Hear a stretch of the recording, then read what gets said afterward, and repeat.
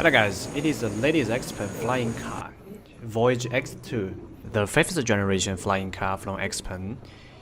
In order to reduce its weight and increase the range, the whole body is made by carbon fiber.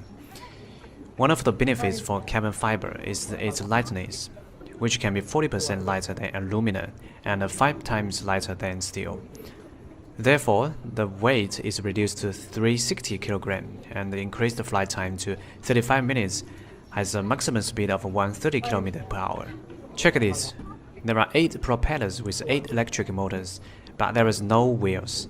2 passenger seats with maximum 560 kg takeoff weight, and autonomous flying technologies. It is still not the final version coming to the market, as the 35 minutes range is still not enough for long travel distance.